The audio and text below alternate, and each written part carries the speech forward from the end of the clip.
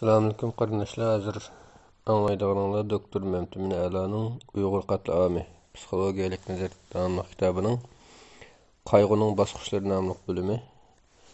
Bu bölüm biraz uzunken ama muhim. Şuna biraz vaqt ajırtıp istəyirli anlaşılmalarını ümid qilaman. Qayg'uning bosqichlari. Qayg'u okeanga o'xshaydi. U do'lqinlar ichida keladi, ketadi, oqadi. Ba'zida suv tinchlanadi, ba'zida ziyoda do'lqinlanib ketadi. Bizning qila oladiganimiz faqat qandoq suv o'zishni o'rganishdir. Viki Hedresin. Elizabeth Kübler-Ross Ölüm ve Ölüş degan kitobida ölümge qayg'urishning 5 bosqichining borligini o'ttirib qo'ydi. Bu bosqichlar munolardan iborat. 1. Rad qilish va ayrim yashash. 2. G'azab. 3. Kelishish. 4. Tushkunlashish. 5. Qabul qilish. Elizabeth shuni aniq aytadiki, qadrdan odamlarni yo'qotib qo'ygan, ularning o'limi uchun qarliq tutayotgan va qayg'urayotgan odamlarning hammasining bu 5 bosqichni besishi natayin. Uning ustiga uning qarliq tutish bosqichi 1-bosqichdan 5-bosqichga qadar tuz liniyada bo'lishi natayin. Ba'zilarning bu bosqichlarning hammasini besishi natayin. Ba'zida ular ma'lum bosqichga yetganda yana orqaga inib ketishi va yana qaytadan oldiga qarab menishi mumkin. Shuningdek, o'xshamagan kishilarning qayg'urish usulimi bir-biriga o'xshamaydi. O'xshamagan kulturga tava insonlar to'pining qayg'urish odatimi bir-biriga o'xshamaydi. Bo'libmi, intayin echinishlik, tragediyalik bir tajribani va hatto qatlamni beshidan o'tkazgan va o'tkazayotgan bir millatning qayg'usini ifodalashi texnik murakkabliklarga to'lgan bo'ladi. Uning ba'zi bosqichlari ehtimol shu vaqtning o'zida bir necha boshqa va tarmoq bosqichlariga bo'linib ketishi mumkin. Hatto bu bosqichlarga tava bo'lmagan boshqa omillarni o'zida gavdalik ifodalashi mumkin. Mayli qandoqli bo'lmasin, bu bosqichlar bizga qattiq azobli bir kechmishni beshidan kechirgan odamning, guruhining va millatning agar to'qayliqqa to'lgan ma'naviy safarini bilib olishimiz uchun intayin muhim ahamiyatga egadir. Tövəndə biz Uyğurlarning 2018-yili Xitaylarning Sharqiy Turkistonda qurgan lagerlarining ichki qismidan nimalarning yuz berayotganligi haqidagi guvohliklarning tunji qatim portlash xarakterli xabar sifatida dunyo matbuotlarida e'lon qilingandan keyingi qaytargan inkaslarini bu 5 bosqich bo'yicha qisqacha analiz qilamiz. 1-bosqich rad qilish. Bu bosqich haqida muhokamamizning oldingi qismlarida to'xtaldik. Onundan şunu gördükki, lager haqqidagi xabarlar portlash xarakterli bilinganida, chet eldagi Uyg'urlarning nurg'unlari ham shok bo'ldi, ham quloqlari anglayotgan mudhish xabarlarga ishonmadi. Bundaq bir ishning bo'lishini aqlga sig'dira olmadi. Bundaq bo'lishi mumkin emas. Xitoylar Uyg'urlarni bundaq qira olmaydi yoki Xitoylarning bundaq qilmishiga dunyo hargiz qarab turmaydi degan so'zlarni dastlabida biz nurg'un odamlardan, nurg'un yerlarda, nurg'un qatim anglab ketdik. Psixologiya nuqtasidan buni yanala benormal tragediyaga insonning qaytaradigan normal inkosi deyishga bo'ladi. Chunki echinishlik, shok qilarlik va qo'rqinchli voqeaning rostli yuz berganligiga ishonmaslik va ishonilmaslik kallamizdagi mudofaa mexanizmining bir qismidir. Bu ma'nodan angsizligimizdagi mudofaa mexanizmi bizni tuyuqsiz yuz bergan bu xil salbiy uchurlarning ziyon zahmatidan vaqtincha saqlaydi. Bundaq bir ishning yuz berishiga dastlabida ishonmaslik bizni hissiyot jihatdan sezimsizlashtiradi. Bizga o'zimizga kelib olishimiz uchun vaqt va fursat beradi. Bundaq mexanizm kallamizdan davrab kelayotgan zahmatli his tuyg'ularning, g'azabning, arsinishning, qo'rqinchning, andishining va qaymoqishning ta'siridan vaqtincha to'sib turdi. Bizning paketni rad qilishimiz bizning aqliyatsizligimizdan ko'ra, bundaq paketning bizga elib keladigan rad qilg'usiz, elib qochqusiz va bevosita zilzilasidan vaqtincha qutulishimizdir. Ammo bu xil to'sib turish va shu orqali mudofaa qilishning ta'siri keyincha asta-asta qoladi. Tövəndəki cədvəldə bu basqıçda görülən fiziologiyalik və hissiyati özgürüşlərdir. Cədvəldə fiziologiyalik özgürüşlər özünü ep qaçış, keçiştiriş, unutuş, diqqətini yığalmaslıq, oylamay iş qilish, davamlıq özünü aldıraş qılıveliş, mən yaxşı, məndə çataq yox deb turish. Hissiyati özgürüşlər şok buluş, hissiyatsızlıq, qaymoquş, özüge bekiniveliş. Bu basqıçda biz asta-asta besivilingan, tosuvilingan bu ta'sirlarni his qilishga boshlaymiz. Gerçi uning kuchlikligi bizning bunda xabarlarni ko'raverishimiz sababli xeyli zo'r darajada ojizlasimi, yanada bizning mental dunyomizni ostin-ustin qilayotgan kishini saqlab qoladi. Hatto ba'zilarimiz bu basqıçdan o'tishdan nimishqa shunday fojialik voqeaning bizga yoki bizning qadrdonlarimizga yuz berganligini tushunolmay bekla qiynalamiz. Ba'zilarimiz buni peshonamizning ta'tirligidan ko'rsak, yana ba'zilarimiz buni ilgari qilgan biror gunohlik ishlarimizning jazosi sifatida tushunib beqishga urinsak, yana ba'zilarimiz buning yanala ashundoq yuz berganligini bir mantiqiy yo'lda tushunishda va boshqalarga tushuntirishda qattiq qiynalamiz. Hatta ba'zi dindorlar bizga bundoq bir qatlamning yuz berishini bizning Allohning yo'lida mang'an gunohimizdan deb tushundiradi. Bütün to'qimni bizning ruhimizga beshamlarcha ortadi. Hargizmi bu qatlamni qilayotganlarning inson qalbidan chiqqan gunohi haqida biror og'iz gapni qilib qo'ymaydi. Dal shu paytda bundoq nomussizlarcha gunoh ortish bilan Xitoyning bizni terroristlar deb gunoh ortib qirayotganligi o'rtasidagi farq yo'qaydi. Demak, her ikkisi bizni gunohkor, shuni qirilish kerak deb qaraydi.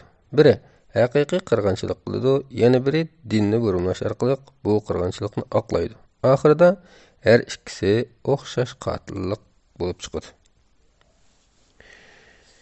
Yana bir nuqtadan bizning hamma ishni sabab-natija munosabati bo'yicha o'ylashga ko'nikkan aqliy kallamiz bu fojiani aqliylashtirish urinishlarida qaymoqdi. Biz buning bilan hatto hayotimizning qimmatini savollashga boshlaymiz. Bundaq bir fojiadan keyin bu dunyoda yashashning yana biror qimmat qolamdi? Asta-asta yuz berishi mumkin emas deb qarinayotgan yo'qotish, fojia yoki tragediya yuz berayotgan tragediya reallikdagi tragediya sifatida idroklanishga boshlaydi. O'zining yo'qotganlari uchun qayg'urayotgan nurg'un Uyg'ur uchun bu bosqich vaqtlik inkas bo'lib, ularni azobning birinchi to'lqinidan o'tkazadi. Ammo bu bosqichda Uyg'urlarning ahvoli sal o'zgacha bo'ladi. Uyg'urlarning 1949-yildan buyon Xitoy hukumatı tarafidan turli batnomlar bilan qirilib kelayotganligi bir paket bo'lsa-mu, ularda yanala intayin kuchli omon qilish istagi bo'lib kelgan. Buning ustiga ular faqat Xitoyga siyosiy jihatdan qarshi chiqmasa, kunini elishiga yo'l qo'yiladiganligiga ishonishga odatlangan. Ular bir kun saqla qolsa, ertasiga umidvor qarashga, ertaning cho'qim bugunda yaxshi bo'lishiga ishonishga majburlangan. Chunki bundaq bir eng aqalli umid bo'lmaganda odamning yoki bir millatning erta uchun tirishiga hech qanday bir turtki qolmaydi. Ammo bu qatlam bundaq ishonishlarning to'pisini ko'kka so'ravatdi.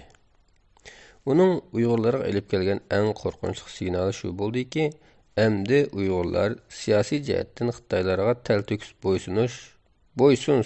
bo'ysunmasin, ularning aslidagi plan bo'yicha qora qo'yiq yo'qotilgan. Bu ma'lum ma'nodan ba'zi Uyg'urlar uchun favqulodda ma'niga ega bir aldanishdir.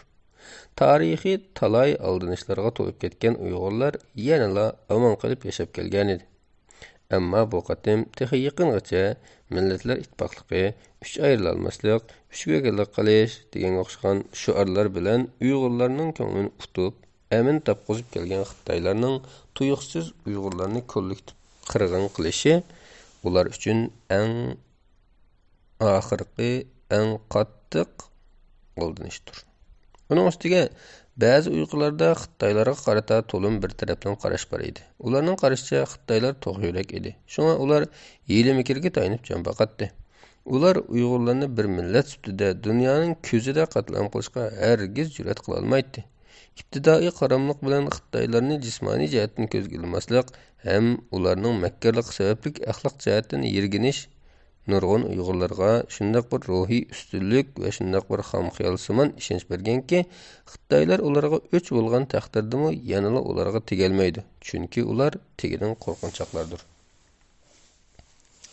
Bu haqda menga birining ishonchlik va shohidlik voqelik sifatida so'zlab berishicha, 2017-yili Turkiyaga kelgan bir dangliq Uyg'ur ziyolisiga Turkiyadagi bir necha o'quvchilar vatanda konsir eshayotgan zulm sababli vatanga qaytmay Turkiyada yoki boshqa bir g'arb davlatida qolib qolish haqida maslahat berganda, u ziyoli temkin va o'ziga ishongan holda Xitoylar bizga tegalmaydi degan va bir necha kundan keyin vatanga qaytib uzun o'tmayla lagerga solingan. Demoqchimizki, bu qatimqi qatlamning Uyg'urlar uchun bu qadar zilzilalik bo'lishi faqat uning qanchalik vahshiylik bilan elib berilayotganligi emas, balki Uyg'urlarning bu qonxo'rlikni oz to'lib bilsa-mu, uni yanada xatarlik holda xato mo'chirlab qolganligidir. Texmi muhimi bu yanada Uyg'urlarning o'zi to'liq tushunmaydigan dushmanining tuyuqsiz va shafqatsiz hujumiga uchrashidir.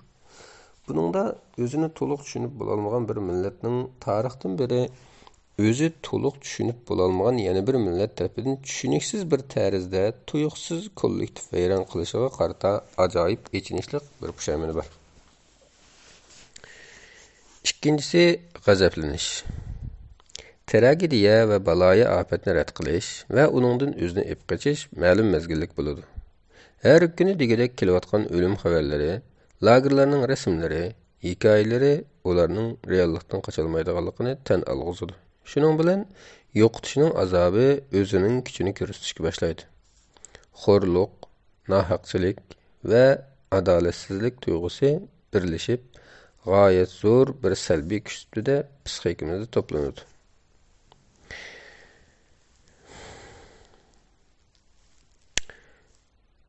Jadvalda fiziologiyalik o'zgarishlardan umidsizlik, masxaravozlik, zonliq qilish, terakkaklik, agressivlik yoki passiv agressivlik,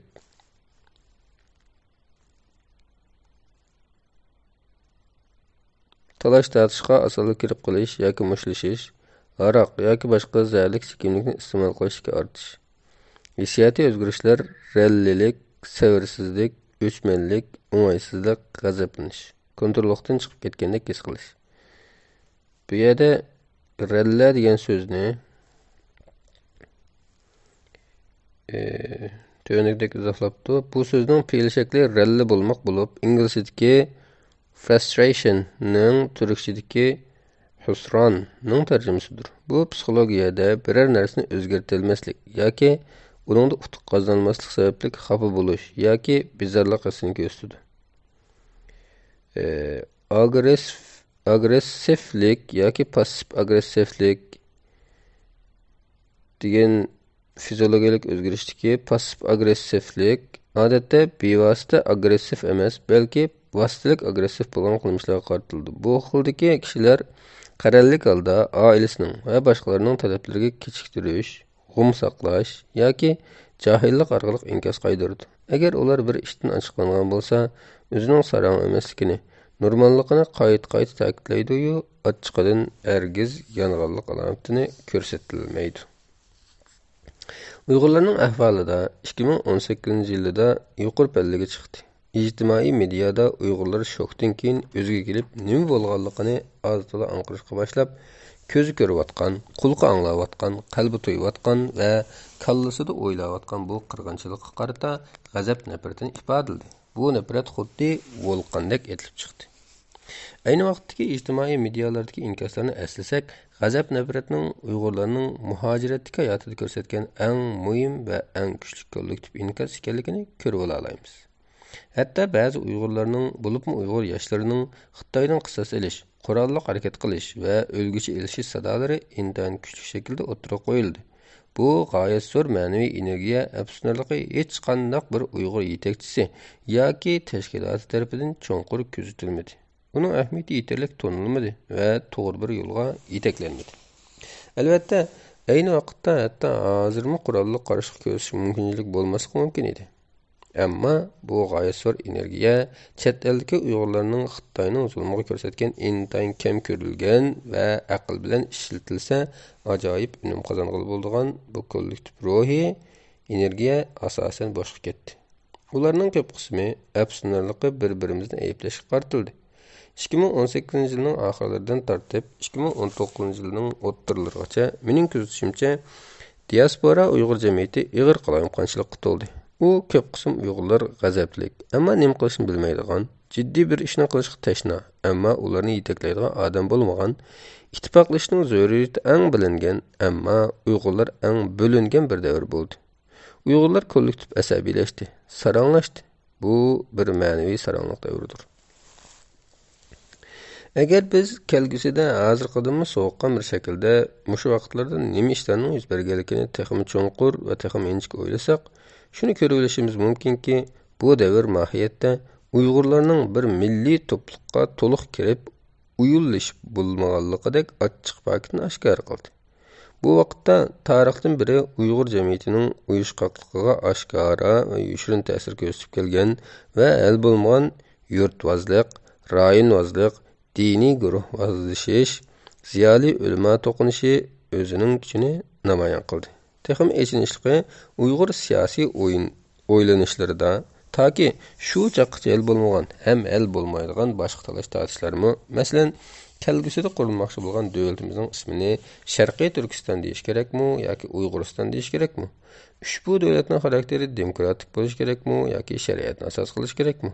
Uyg'urlarni turk deyish kerakmi yoki Uyg'ur deyish kerakmi deydigan munozaralar qaytadan o'tirib tushib jiddiy kayfiyat yaratildi. Bir qarasa bu ala toplan odamga sakratda yotgan bir odamning geliga uning o'riq tuqqanlari esilib, ilgirki qarzni qaytarib olib, ondan u dunyoga ketish kerakligi haqida charchalayotgan.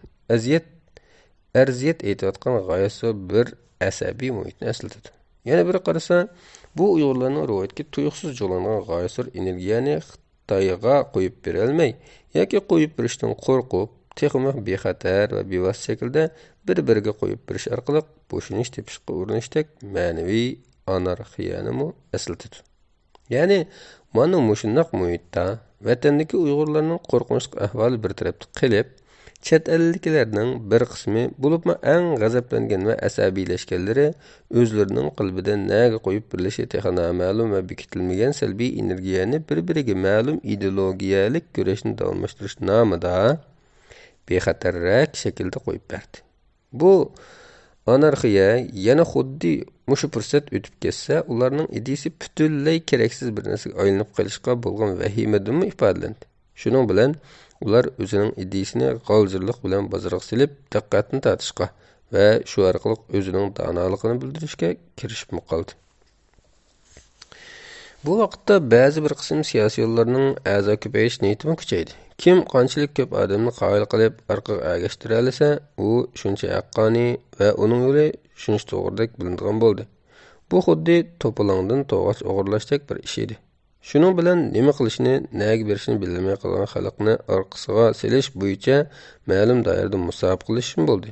Oxirida shundoq bir ochiq manzara borliq keldiki, vatandagi Uyg'urlarni qutqizishga qaratilish kerak bo'lgan barliq zehn, plan va imkoniyatlar odam tushungisiz darajada Uyg'urlarni o'zining ichki qismidagi arzimas, ba'zida qasddan ulg'aytilgan va ba'zida boshqa nishonga buralgan jidal majrolarga sabab etildi.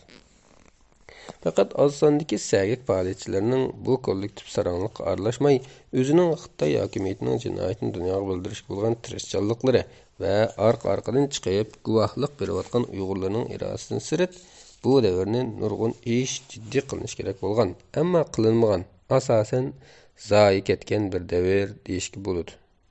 Shundoqla bu Uyg'urlar ishitki ziddiyatga aralashib, bir-biriga zarb berib, qalbni eng shikastlatib olgan va shu sababli birlik kelishi texim mumkinsizlashgan bir davr bo'lib qoldi. Bu davrda chet eldagi Uyg'urlar g'azablanish bilan bir vaqtda yana g'oyasur stress va andishaning ostida qoldi. Shundoq deyish mubolag'a emaski, kollektiv tirikkaklik, rallilik, o'chmanlik, mayuslanish, umidsizlanish, numus, gunoh va yordamchilik hislarimi Uyg'ur diasporasini ruhiy jihatdan ustun qilib etdi. Uyg'ur hayoti xotirjamlikini tamoman yo'qotdi. O'zini teksiz iztirob ichida ko'rdi. Qisqasi, o'zini tashlab etilgandek, qarg'algandek va yo'qolishi peshonasiga putilib ketgandekmi his qildi. Uning aqliy asoslariga ig'ir dast ketdi. Chunki aql bilan tushunish mumkin bo'lmaydigan bir qo'rqinchli qirg'inchilik ularning aqlini ishlamaslik qilib qo'ydi. G'oyat zo'r benormallik ularning normallik tuyg'usiga ig'ir buzg'unchilik olib keldi. G'ayri aqliy, benormal va qalayimqonchilikqa to'lgan davrda chet eldagi bir qism Uyg'urlar mayli angliq yoki angsiz bo'lsin, aqliylik, normallik va tartibning turmushidagi muhimligini xira-shira bilib turadi. Ularning bir qismi ham shunga ishonadiki, xuddi g'ayri aqliylikda aqliylik, benormallikda normallik va qalayimqonchilikda tartib bo'lganidek, ularning bu davrimi bu ikkiliklarning murakkab aralashmasidan putgan edi. Ular tadrijiy holda bir qutbdan yana bir qutbga asta-asta yutkilayotganligini sezib turadi. Chunki ular qatlam barliq keltirgan g'oyat zo'r g'azab nafrat davrida uzoq tura olmaydi. Bu g'azablar bexatar nishonlari qo'yib berilgan, ichki to'qinishlar allakimlarning utqi bilan pasayib qolgan va vatandagi qatlam davomlashayotgan va dunyoning uningga bo'lgan diqqati asta-asta kuchayotgan ahvolda Uyg'urlarning ma'naviy hayoti normallashishining zaruriyatini his qildi.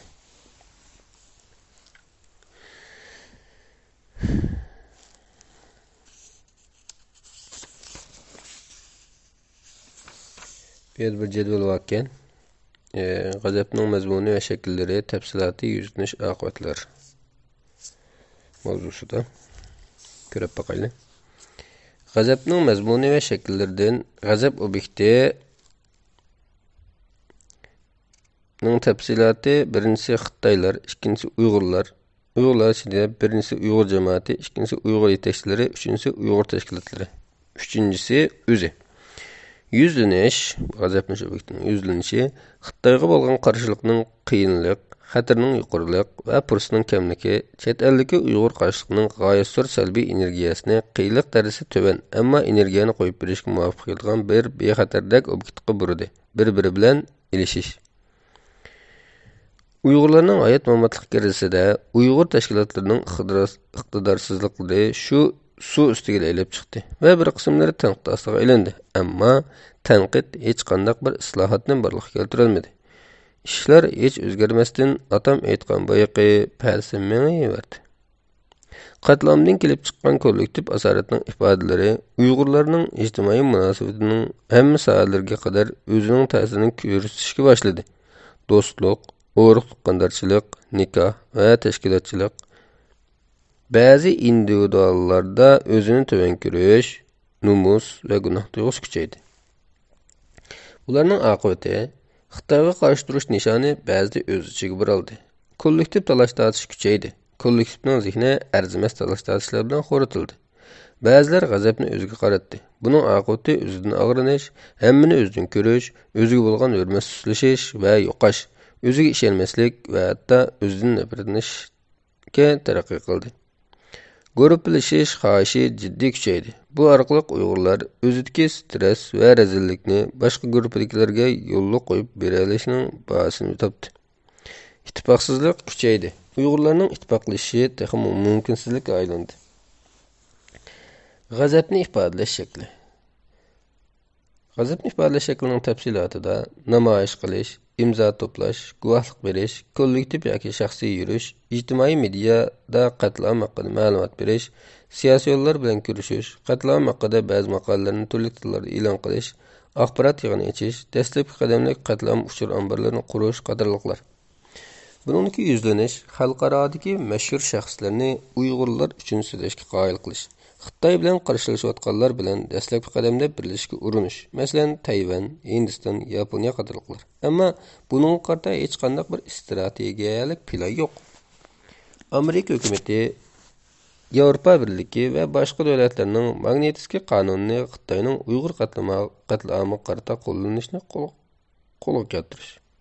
Her qaysi davlatlarning Uyg'urlarning navbatda uchrayotgan kollektiv qirg'inchiligining ta'birining Birlashgan Davlatlar Tashkilotining qatlam o'lchamiga tushadiganligini tahqiqlashini qo'lga keltirish va Bununğa qarata cəzalaş tədbirlərini yo'l qoyuşdu. Xitayda 2022 yılı ötküzülməkçi bolğan olimpik müsabiqəsini əməldən qaldırış, Birləşmiş Dövlətlər Təşkilatının Xitayga bolğan besimini aşırış. Bunun aqibəti, yəni bu qəzəbni ifadələş şəklindəki ikincisinin aqibətlləri, hazırki ahvalda Xitay hökuməti qatlamını davamlaşdırıversə, Uyğur təşkilatlarının Uyğurlarını birləşdirib həqiqi önümlü qarşılıq görüşüş birlik sepi qurulmasa və bunun planı oturuq qoyulub icra qılınmasa, qəzəbləniyotqan Uyğurlar ağır psixik arğınlıq his qıldı və bara-bara bu işdən özünü tartıb, özünü psixik cəhətdən pərviş qılışqa, bu işdən çəkinib çıxışqa və özünün keyinki avlodlarını özü turuyotqan dövlətə layiq qılıb tərbiyələşə düşüb ketidi. Uyğur qarşılıqı umumiylik acizlaydı və hətta yo'qolib ketish xavfiga duch keladi. G'azabning yetaklanışı. Bazı Uyghur təşkilatları, yenidən qurulan bazı gruplar və şəxslər və chet elliklər bunun obyekti. Bunun yüzlənişi mərkəzləşdən tarqaqlıqqa yüzləniş, kollektivdən şəxsiyləşiş, müstəqillik hərəkətiga yetaklanish, xalqaralıq İslami hərəkətə burashqa urinish. Bunundakı aqibatlar g'azab dunyoviy miqyosda sistemlik yetaklanmagachga uning to'g'ri chechilib ketish, nishondan chetnash va o'z ichiga qaratilishdek foydasiz omillar kuchaydi. Uyg'urlarning g'oyasidir salbiy energiyasini to'g'ri va unumli yo'lga yuzlandira oladigan bir rahbarlik qurilmasiga bo'lgan ehtiyoj barg'ansiri bilinishga boshladi. G'azablanish arg'inligi dastlabki qadamda ko'rilishga boshladi. G'azabni yetaklash mas'uliyatidagi bunun tafsiloti Uyg'ur tashkilotlari, jamoat arboblari, diniy arboblar, ziyolilar, yakki shaxslar. Buningdagi yuzlanish tashkilotlar tövəndəki səbəblər tüpəyli qəzəblanıyotqan xalqni yetaklay olmadi. Heç qaysi təşkilat dünyavi saylam orqali qonuniylikni o'rnatmagan. Şuna chet eldagi Uyg'urlarning umumiylik qo'llashi va himoyasi kamchil. Təşkilat yetakchilarida umumiylik holda shaxsiyatchilik, o'z mabdulluq va o'z qarindoshlari qarata ichkiylashtirilgan zulm qilish ig'ir. Nurg'un tashkilotlar bilan xalq ayrilib ketgan. Nurg'unlari o'zini iqtisodiy jihatdan yordam qiladigan va siyosiy destek beradigan davlat va boshqa masalalarning xizmatini qilishga bir vositaki, hech zamon xalqning manfaatini chiqish qilib bir ish qilishga mustaqil muassasa emas. Buningki oqibatlar tashkilotlarga ishonish jiddiy tuvallaydi. Hamma o'zi bilgancha ish qilish sababli siyosiy anarxiya shakllanadi. Texmi ilgirlagan psixik qalamqonchiliklar qayta bosh ko'tardi. Chet eldagi Uyg'ur jamoati asta-asta parchalanib, ikkinchi bir yerga kelolmas bo'lib qoladi. Biz yuqorida ko'rib o'tgan bu jadvaldan ko'ramizki, hozirgi holat yana davomlashsa, Uyg'ur qatlami to'xtamasa, Uyg'urlarning o'zaro talash-tortish tugamaydi.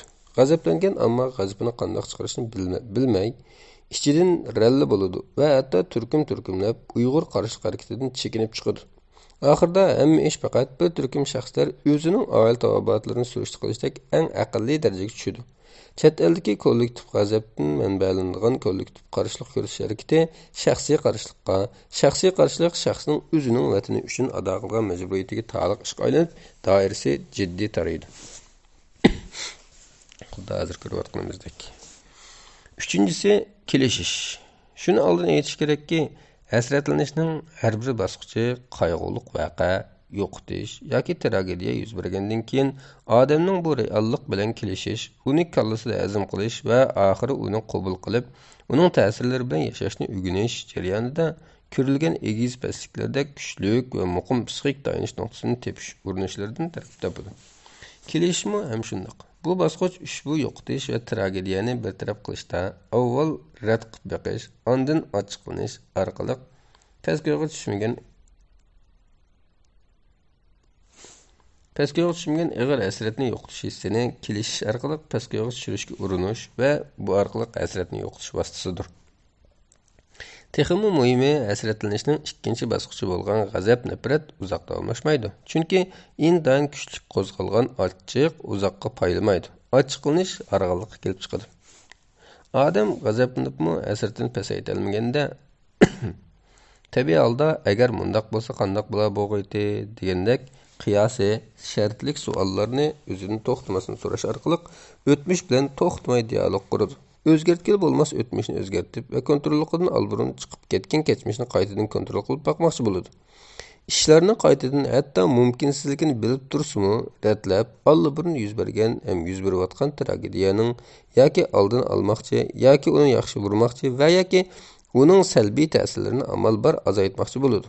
Bu bir azobli jarayondir. Chunki u mumkinsizlikni qayta mumkinlikka aylantirishga asabiylarcha urinishning behudaligi bilinguncha va hatto uningdan keyinmi to'xtamasdan davomlashadigan tipirlashdir. Mana bu kelish bosqichining tiz sizmasidir. Uningda mumkinchilik bilan mumkinsizlik, hozir bilan o'tmish, reallik bilan xomxayli o'rtasida tugamas dialog, tugamas to'qinish bo'ladi. Bir qarasa bu holat xuddi elishib qolishga o'xshaydi. Chunki uningda odam taqdir bilan qayta kelishayotgandek bilinadi. Yana bir qarasa u odamning amansizligidan bir amallarni g'aljirlarcha tepish urinishidek bilinadi. Shunisi aniqki, bu bosqich butunlay normal bir bosqich. Gerçi o qanchalik darajada g'ayribinormal va ruhiy kasallikdek bilinishidan qat'iy nazar, u insoniydir. U insonning amalsizlik ichida o'zining qayg'usini yengiltish uchun bor kuchi bilan tirishib-tirmishidir. Odam bu bosqichda qattiq qiynalib, ondan o'zining qayg'usini yengiltishga yordam beradigan keyingi bosqichlarga yetkilaydi. Shunga bu bosqich odamning qorong'ulikdan yorug'likka chiqish uchun eng asabiy urinishdir. Buni tövəndəki jadvaldan ko'rib olishga bo'ladi. Kelgusi yoki o'tmish haqida ko'p xayol qilish, gunoh hissiyoti, ziyoda jiq o'ylab olish va ansirashdan nomus qilish, o'zini boshqalarga solishtirishdan ayblash, kelgusini qiyos qilish va eng nachirini oldinala faraz qilish, qo'rqinch, andisha, mukammalchilik, xavfsirash. Her vaqt men chuqum ne qilishim kerak edi. Agar munda bo'lgan bo'lsa deb o'ylash yoki shunday so'zlash, o'zini to'van ko'rish, o'zi va yoki boshqalarga hukm berish. Bu yerdagi mukammalchilik, psixologiyada mukammalchilik perfectionism, nuqsonsizlik va qusursizlikqa birlashdik umumyuzli xarakter uslubini ko'rsatadi. Bu uslub ko'p hollarda o'zini tanqidiy baholashlar va boshqalarning bahosiga ziyoda qarashni keltirib chiqaradi. U hayotni tugmas ideal o'lchamlarga yetishning jarayoni qilib oladi. Yetilmasa har vaqt andisha, kirishib qilish xatarlik majburiy qalamqonchilik, obsessive compulsive disorder, yeyish qalamqonchiliklari, eating disorders va hatto o'lilish qo'zg'alishlarida bo'ladi. Shunga odamning o'zining insonligini va xatolikdan xoli bo'lolmaydiganligini bilishi va shu bo'yicha ish qilishi muhimdir. Endi o'zini to'van ko'rish, Amerika psixologiya jamiyatining tajriba ta'biricha o'zini to'van ko'rish kompleksi, ya'ni tuguni real yoki tasavvuriy kamchilikdan kelib chiqadigan nomuvofiqlik va xavfsizlashlik asosliq hisni ko'rsatadi. Bu atalg'u 1907-yillari psixologiyada Alfred Adler tarafidan qo'llanishga boshlangan bo'lib, bu orqali nima uchun nurg'un kishilarning o'zining manfaati va hayotdagi nishoni bo'yicha harakat qilishda qo'zg'atqichining kamligini tushuntirishda ishlatilgan. Çağdaş psikiyatristlar, psixik kasalliklarni ko'ra oladigan va dori berib davolaydigan doktorlar, psixologlar va boshqa ruhiy kasallik xodimlari bu atalg'uning o'rniga töven o'zlik qadrlashi yoki o'zini qadrlash tövenligini ishlatadi. Bu bosqichning markazida kontrollikdan chiqib ketgan psixik hayotda shu kontrollikni qaytadan asliga keltirishga urinish bor. Bu kontrollikning asliga kelishi mohiyatda shu odamni o'zini kontrol qilish, balanslashish va aqliy inkas qaytarish mumkinchiligiga ega qiladi. Kelishishda umidsizlanish bilan andisha birlashib ketadi. Bu bosqich ochiqlanish bilan tushkunlashishning o'rtasiga joylashgan. U odamni birda ochiqlanish va ochiqni qisos elish orqali chiqarish va va'da qiladigan puxodan chiqish hissiyoti bilan ta'minlasa, yana birda uni yo'qotgan narsalari va odamlar sababli azoblaydi. Bu bosqichda odamning kallasi yanada reallikni rad qilish, reallikda bo'lgan tragediyalik voqeani yoki yo'qotishni tan olmaslik va hatto uningga ishongisi kelmaslikdek murakkab psixik ilishlarga to'lgan bo'ladi. Bu ilishlar albatta birinchi bosqichdagi shok hislari bilan ikkinchi bosqichdagi g'azab nafratning kallada to'liq bir taraf bo'lganligining va yanada cho'kma hosil qilib turayotganligining mahsulidir. Bu shuni tushuntirdiki, ba'zida yuz bergan tragediyalik vaqaning xarakteri va uni beshidan kechirayotgan odamning psixik muhitining o'xshamasligiga qarab, bu 5 bosqich bir-biridan aniq hosil qilib ayrilib turmaydi. Aksicha, bir-biri bilan aralashib ketadi. Oldingi bosqichlar keyingi bosqichlarda yana ko'riladi yoki keyingi bosqichlarmi ba'zida oldingi bosqichlarda oldinroq ko'riladi. Tövendeki cədvəldən biz bu jarayonning mazmunlarining Uyg'urlarga munosabatli qismlarini qisqacha ko'rib chiqamiz. Avval shuni cho'qim aytib qo'yish kerakki, bu 5 jarayon odatda saqlayolmay o'lib ketgan kishiga qarata musibat tutish jarayonlarini ko'rsatadi. Uyg'ur qatlami bo'lsa, ilm davomlashayotgan bir qatlamdir. Shunga uni bu 5 bosqichga bo'lish yanada to'liq natija bermaydi. Shundaqdimi, nurg'unlarimiz bu jarayonda ota-onamizni, urug' tuqqanlarimizni va do'stlar birodarlarimizni yo'qotdik. Bu noktadan hemimiz kollektif bazılarımız. Tövende bu basqıçta Uygurlarda görüladigan umumiy psixik holatni ko'rib baqayli. Jadvalda ökünüş, agar manda bo'lgan bo'lsa bu qatlam bo'lmaydi deb qarashning shakli. Misallari, agar Uygurlar Xitoyga qarshi chiqmagan bo'lsa, mushu qatlam bo'lmaydi. Qattiq variantlari. Buning yana mundaq variantlarim bor. Eğer Uyg'urlar islom diniga e'tiqod qilmagan bo'lsa, bu qatlam bo'lmaydi. Yoki Uyg'urlar islom diniga mo'tadil e'tiqod qilgan bo'lsa, bu qatlam bo'lmaydi. Yoki bularning ta'siri sifatidagi varianti, agar Uyg'urlar islom diniga haqiqiy e'tiqod qilgan bo'lsa, bu qatlam hargiz yuz bermagan bo'ladi. Uyg'urlar Xitoylar bilan kelishib, ular bilan avtonomiyaga rozi bo'lib yashagan bo'lsa, bu qatlam bo'lmaydi. Uyg'urlar tarixda Xitoylarga aldinib ikki jumhuriyatni tartib qo'ymagan bo'lsa, bundaq bo'lmaydi. Bularning hammasi ökünüş, yani bunda olmagan bo'lsa, bu qatlam bo'lmaydi deb qarash. Buning alaylikleri ko'pincha hollarda Uyg'urlar yakki shaxs yoki kollektiv nuqtasidan ma'lum ishni xato qilganligi uchun mushunday qatlam kelib chiqqan degan xato qarashni asos qiladi. Bu tadrijiy holda gunohni o'zida qo'yishga taraqqiy qiladi. Bu xil o'y endisida Xitoydan iborat qatlam yurgizuvchi davlat qonuniy, vijdoniy va axloqiy ayblashdan saqit bo'lib qoladi. Ahirda bu ba'zilarda o'z-o'zining arasini va nafratlanishini keltirib chiqardi. Yana bir shakli gunoh. Agar men yoki biz manda ishni qilmagan bo'lsam yoki bo'lsak, bu qatlam bo'lmaydi. Chet ellik Uyg'urlarda ko'p ko'riladi. Buning misollari ko'pincha chet ellik Uyg'urlarda ko'riladi. Agar chet elda Xitoyga qarshi faoliyat qilmagan bo'lsak, ehtimol bunday bir qirg'inchilik bo'lmasligi mumkin edi. Agar Uyg'urlar Suriyaga bormagan bo'lsa, bunday bir qirg'inchilik bo'lmagan bo'ladi. Agar Rabiya qadardagi kishilar Xitoylarga keskin qarshi turmagan bo'lsa, bunday qatlam bo'lmagan bo'ladi. Agar Uyg'urlar mustaqillik talab qilmagan bo'lsa, bunday qatlam bo'lmagan bo'ladi. Agar Uyg'ur bo'lib berilmagan bo'lsam, bu qatlam uchirmas bo'lg'aydi. Degandek. Buning alayliklari buningda o'zining Xitoy zulmiga qarta qilgan yo'lliq va o'zini qo'llash xarakterli qarashligiga qarta dilg'ulluq va qaymqush bor. Buning bilan o'zining qilganlarining ma'nosi va ahamiyatini inkor qilish xohish kelib chiqadi. Bularning yig'indisi yana gunoh tuyg'usini barliqqa keltirdi yoki birini texim cho'nqurlashtirdi. Yana bir shakli endisha. Chet eldagi Uyg'urlardagi endisha. Buning masalalari tövendeki ahvollarda endish shakllantirdi va mavjud endishlarni texim og'irlashtirdi. Oila tavobatlarning o'lik tirikligining noma'lumligi, lagerlardagi qabihliklarning tasavvuri obrazlarining kallada qayta ko'rilishi, vayron qilingan diniy hayot, bu vaqtdagi to'xtamasdan bilayotgan salbiy xabarlar, vayron qilinayotgan kultural qadriyatlar, ichki a'zo sodisi, bolalarning ota-onalaridan majburiy ayirib etilib yetim qoldirilishi, Uyg'urlarning kelajagi. Buning alayliklari, bu endişler hergiz aldırıp tügümaydi. Hatta lager taqalgandan keyinmi Uyg'urlar taltakus xotirjamlikka erishmaguncha bu endish aman qilindi. Masalan, vatandagi Uyg'urlar lagerdan qo'yib berilsa-mu, Xitoylarning yirtqich nazarlari va Uyg'urlarni hamma yerda ko'zib turgan kameralari ularning aldirab xotirjam turmushga erisha olmaydiganligini ochiq tarzda bildirib turadi. Endişe og'irlashsa, uzoq so'zilsa, tushkunlik va boshqa psixik holatlarga o'zgaradi. Yana bir shakli umitsizlik.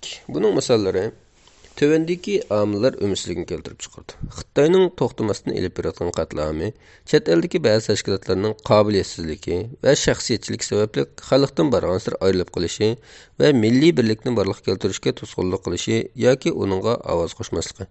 Vatandagi Uyg'urlarning xabarining barg'ansir yomonlashishi, xalqaroning Uyg'ur qatlamini to'sish va tugutish tirishchiliklarda o'zining yetarlik bo'lmasligi. Uyg'urlarning chet elda Xitoyga qarshi elib berayotgan sablarining barg'ansiri shalanglashishi. Uyg'urlarning qatlamga uchirg'uchilik rolining barg'ansiri qul emgiki qilg'uchilik roliga aylanishi bilan kamsitilishga uchrash ehtimollari qatorliqlar. Buning alohidliklari kelgusiga ijobiy nazar bilan qarash barg'ansiri ojizlaydi.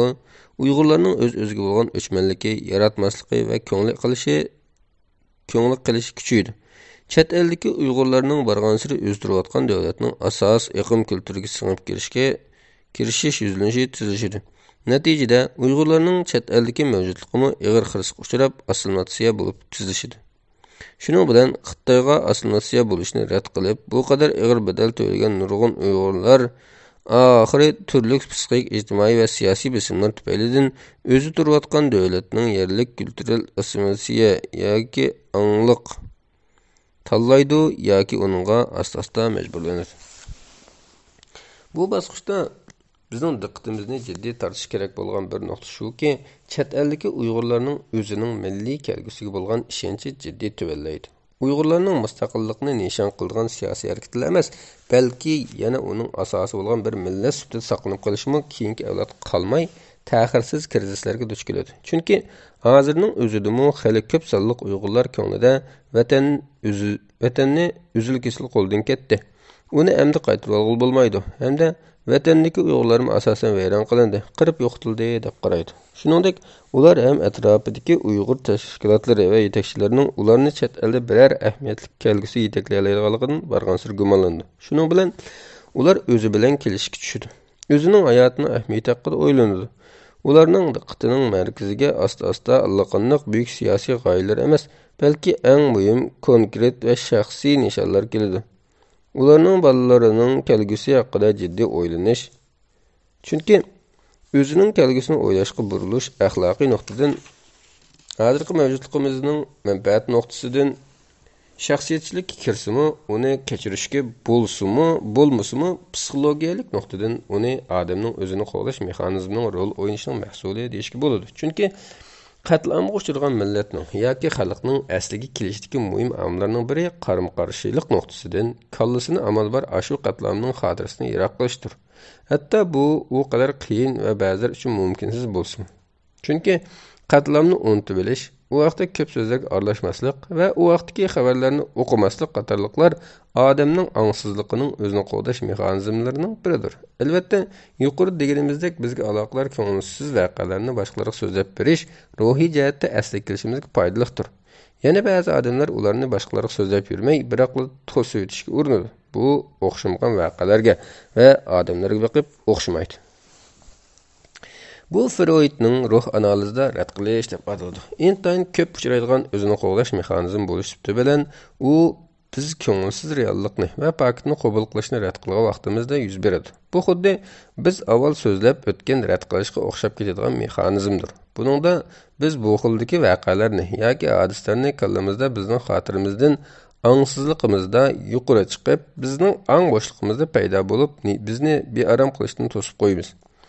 Shu orqali uning bizga solgan paragandchiligining oldini olamiz. Bu xuddi tamaki chekadiganlarning tamaki chekishning ularning salomatligiga ziyonli ekanligini qabul qilishni rad qilib turib oldiganligiga o'xshaydi.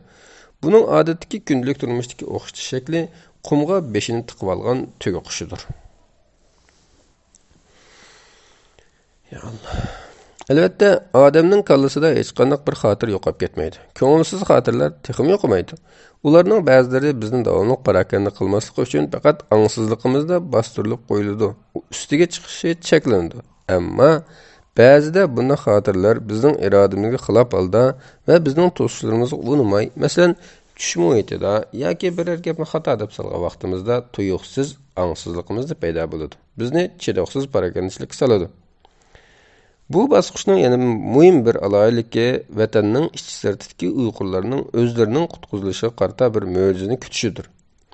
Mo'jiza Uyg'urlarga o'xshash kollektiv azab chekayotgan bir millat uchun ikki xil ma'noga ega. Bir tarafdan u ularning qorong'ulikdagi umidiga o'xshaydi. Uning ustiga islom diniga e'tiqod qilgan musulmonlardan bo'lish bilan ular Allohning mo'jizasi bilan bu zulmdan qutulishni orzu qiladi. Yana bir tarafdan u Uyg'urlarning kollektiv ruhining qanchalik ojiz va bilgili bo'lmas mumkinchilikka bog'lanib qolganligini tushundirdi. Chunki mo'jizani kutish uning qanchalik diniy ma'nosida bo'lishidan qat'iy nazar, yanada shu kollektivning ruhining naqadar tushayotganligining, o'zini naqadar ojiz his qilayotganligining va adolatni qo'lga keltirishga o'zining chamining naqadar yetmayotganligining ifodasidir. Yana bir ma'nodan Uyg'urlardek uzoq yillar mobaynida o'zining erkinligi va mustaqillik uchun bütün sep bo'yicha jenidan, melidan va barliq imkonlardan kechib boqmagan va uning uchun ig'ir bedel to'lab boqmagan bir millat uchun bu yanada ishning osinini tanlashdek bilinadi. Chunki mo'jizaga berilgan kalla xuddi yuqoridagi deganimizdek yoki adidan ziyod kuch farqida o'zini qattiq ojiz hisoblab qoladi yoki uzoq yillik tanish munosabatida o'zining ishi uchun o'zining qo'li to'muzda to'ngadigan bo'lib qoladi. Uningdan sirt mo'jiza kutishning yana bir salbiy tarafi, uning butunlay kontrollikda bo'lmaydigan kelgusini birla ehtimollikqa faqat g'alaba qilishga taraytishidir. Uningda ko'p hollarda boshqa alternativlar qoldirilmaydi. Uningda faqat qutulishlar, boshqalar tarafidan qutqizilishlar bo'ladi. Ma'lum ma'nodan uni boshqalarga ruhiy jihatdan tayinishning eng yuqori shakli deyishga bo'ladi. Boshqalarga har qanday shaklda tayinishning bir bedeli bo'lgandek, bu xil tayinishning bir bedeli bo'ladi. Agar ular kutgan ashu mo'jiza yuz bermasa, Uyg'urlarning kollektiv ruhi texmi tushkunlashadi. Ularning mo'jizaning yuz berishiga bo'lgan kutishi qancha yuksak va qancha zoriqishlik bo'lsa, bu mo'jiza amalga oshmasa, ashu yuksaklikdan igizlikdan g'olab tushishimi shuncha qattiq va shuncha echinishlik bo'ladi. To'rtinchisi tushkunlik. Kelishish muvaffaqiyat bo'lmaganda odam o'zini yengilgandek his qiladi. Tushkunlashadi. Bu vaqtda odam qayg'urishning hissiyot jihatda kunsir oshadigan ig'irlikni to'liq bilan his qilishga boshlaydi. Bu shunday bir jarayonki, u odamning haqiqatni rad qilishi to'liq oqmagandan keyin tragediyaning zarbilik ta'sirlariga ichki jihatdan asta-asta yuzlanishidir. Bu ta'sirlar ilgari rad qilishda besivlanish, ondan ochiqda tashqi obyektlarga yuzlantirish, ondan kelishda to'la madora qilinish yo'li bilan bevosita his qilinmaydi. Ammo bularning hammasi yanada aslidagi yo'qotishning ruhiy zilzilasini butunlay to'sib qila olmaydi. Uni boshqa yoqqa buray olmaydi yoki talto'kis yo'qota olmaydi. Odam bu yo'qotishning zarbasiga hamon yuzlanishi kerak. Tushkunlik odamning bu zarbiga oxir yuzlangandan keyingi holatidir. Ya'ni bu yo'qotishning real ma'nosining ruhimizni yanada parokanda qilishidir. Hissiyot bu reallik bilan elishidi. Yo'qolishdan qolgan barliqni, yo'qotishning ta'sirining yo'qolmasligining ta'sirini bartaraf qilishga majbur bo'ldi. Hissiyot bilan reallik o'rtasidagi bu tirkishish uzoq davomlashishi va teranlikka qarab taraqqiy qilishi mumkin. Shu vaqtda odam o'zini tushkunlashgandek his qiladi. Bu bosqichda odam o'ziga qaytadi. O'zini va o'zining dunyosini qup-quruqdek his qiladi. Yo'qotishdan qolgan yo'qlikning borligi barg'ansiri zo'rayotgandek bilinadi. Shuning bilan odam hayotining ma'nosini suollaydi. Ashu yo'qotishlardan keyin hayotini yolg'iz yoki burunqidek o'tkazib ketalishining mumkinligidan gumonlanib qoladi. Hayotining biror ma'nosining bor yo'qligini bilolmaydi. Agar g'azablanish bilan kelishish aktiv ruhiy holat turiga kirsa, bu bosqich passiv, ya'ni sukutlik turiga kiradi. Odam o'ziga cho'kadi, cho'kkan sari jimib ketadi. Yolg'izlikni xohlaydigan bo'lib qoladi. O'zi yaxshi ko'radigan ish, harakat va faoliyatlardan bargan sari qoladi.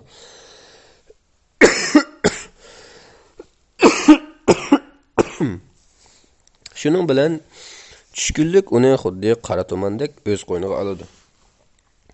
Bu bosqichda bizning tasavvurlarimiz joyiga tushib qoladi. Biz eg'ir besiq bo'lishga boshlaymiz va kelishish mag'lub bo'lgan ashu ko'rish bo'limidan tadrijiy holda o'zimizning reallikka qarashga boshlaymiz. Biz asta-asta qanday qilib biz so'ygan odamlarni yo'qotganligimizni qabul qilishga boshlaymiz. Bu yo'qotishning ta'siri va ma'nosi kallamizda bargan zo'raydi. Bizning Vahimimiz pəskəyə düşüşkə başlaydı. Kallamizdəki hissiyat dumanları süzülüb, reallıq tuyg'umiz aniqlanışqa başlaydı. Əlbəttə bu kelinkilik tushkunlikka kirmaydi. Bu yerki kelinkilik tushkunlik clinical depression. Odatdagi ko'ngli buzilish yoki tushkunlikdan farqlanadi. Bu bir necha haftaga davomlashadi. U odatda qadrdonining o'limi sababli ko'rilgan tushkunlikdan farqlanadi. O'ziga qo'yib bersam, doktorga yoki psixologga ko'rilmasa, yaxshilanish alomati ko'rilmaydi. Bu ma'nodan u tushkunlikning texnik og'ir shakli bo'lib, og'ir tushkunlik yoki og'ir tushkunlik qalamqonchiligi deb ataladi. Amerika psixiatrik jamiyatining ta'biriga ko'ra, uning tövəndikidek asosli alomatlari bo'ldi. Azablanish va yig'lang'uliq, qop-quruqlik hissi yoki umidsizlanish, kichikkina ishga ochiqlanish, tirkish, ralla bo'lish, jinsiyat yoki tantarbiyadak normal faoliyatlarga qiziqmaslik yoki ulardan o'zlanolmaslik, uxlashda qiynalish, bu uxlay olmaslik yoki bek jiq uxlashni o'z ichiga oladi. Harg'inlik va jonsizlik, hatto kichikkina vazifalarni qilishdan qiynalish, ishtaysizlik, o'roqlab ketish yoki ishtaylik bo'lib ketish hamda semirish, andisha, tashvishlanish yoki aromsizlik, o'ylash, so'zlash yoki badan harakatlari ostob qilish, qadr qimmatsizlik yoki gunoh hislari, o'tmishdagi mag'lubiyatlar bilan kirishib qilish yoki o'zini ayblash, o'ylashda diqqat qilish, diqqat yig'ishda, qaror qilishda va o'tmishdagi ishlarni eslashda qiylanish. Ko'p hollarda yoki qayta yuz beradigan o'lilish haqidagi o'ylar, o'livilishga urinish yoki o'livilish. Tushundirish qiyin bo'lgan fizikalik masalalar, masalan, beli yoki beshi og'rib turish. Bu alomatlar kelinkilik tushkunni kundalik vazifaning o'disidan chiqolmasmi qilib o'talaydi. Masalan, u maktabga berib o'qiy olmasligi, xizmatini burunqidek qila olmasligi va do'stlari yoki jufti bilan bo'lgan munosabatni almashtirolmasligi mumkin. Shunga bundaq vaqtda cho'qim doktorga ko'rinib, sistemlik davolanish kerak. Kelinkilik tushkunlik har yoshdagi kishilarda bo'ladi. Hatto bolalardan bo'ladi. Ammo kelinkilik tushkunlik hatto ig'ilishib ketgandimi psixologiyalik maslahat berishga qatnashish, buningda bilishning davolash, cognitive therapy va anti tushkunlik dorisini yeyish orqali yaxshilanadi. Gerçi uzil-kesil saqayib ketmasimi, shuningdek uning yaxshilanishiga yuqorqi davolash bilan birga yana tantarbiya bilan shug'ullanish, diniy va kultural faoliyatlarga qatnashish, o'zining kayfiyatini tashishga diqqat qilish qatorliq usullarni obdan manfaat qiladi. Bu vaqtdagi usullar Mayo Clinic to'rbitidan ilinibdi. Gapni o'ziga kelsak, bu kelinkilik tushkunlikka kirmaydi, ammo u uzoqqa so'zilsa va yaxshilanmasa psixik kasallikka o'zgarib ketadi. Tövəndə bu basqıchdagi o'zgarishlarni qisqartirib o'tamiz. Fiziologik o'zgarishlar, uyqu va ishdagi o'zgarishlar. Hissiyot o'zgarishlar azob, mag'dursizlik, umidsizlik, ijtimoiy faoliyatlarga qiziqmaslik, yordamchisizlik, hech ish qilish xo'sh yoqmaslik, g'amkinlik, yig'lash, ko'ngil qilish, aroqqa yoki boshqa zaharli ichimliklarni iste'mol qilish ortish, haddan ziyoda his qilish. Shuningdek bir vaqtda yana bir qismlar bu bosqichda kelinkilik tushkunlikni o'zida ayon qiladi. Ular o'zi ich og'riqqa tortayotgan yo'qotishni faqat unuta olmaydi. Uning ta'sirini har vaqt his qilib turadi. O'zini gunohkor his qiladi. O'zi ilgari yaxshi ko'rgan ishlar va harakatlardan o'zini borgan sari tortadi. Oxirida biz mundaq 4 xil yuzlanishni ko'ramiz.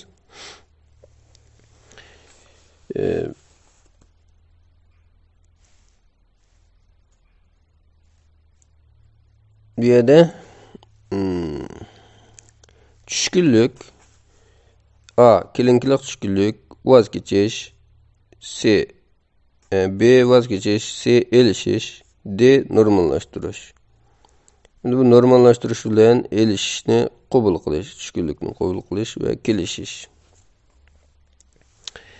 A. Kelinkilik tushkunlik. Xuddi yuqorida aytganimizdek, bu tushkunlik bosqichidan o'talmaguchilarda ko'riladi. Ularning oxirgi manzilga yetishiga nihoyat uzoq vaqt ketadi. Ular o'zlarida yuqorqi naqlida tilga ilingan alomatlarni ayon qiladi.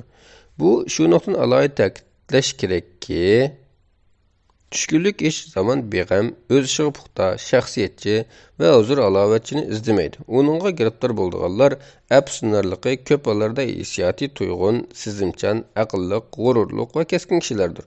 Ular azaplanishni qalbning tag-taglarida his qiladi. Nomusdan vujudi o'rtanadi. Beshiga kelgan xo'rliqlardan beshini ko'tarolmaydi va bo'layotgan vahshiyliklarni aqli bilan qancha qilibmi tushuna olmaydi. Aksicha, nomussizlar, g'urursizlar, butparastlar, fursatparastlar va samimiyatsizlar aldirab tushkunlashmaydi. Chunki ular hayotning nohaqsizliklariga sukut qila oladiki, hargizmi uningga aldirab qarshi turib ketmaydi. Nomusga arsinmaydi.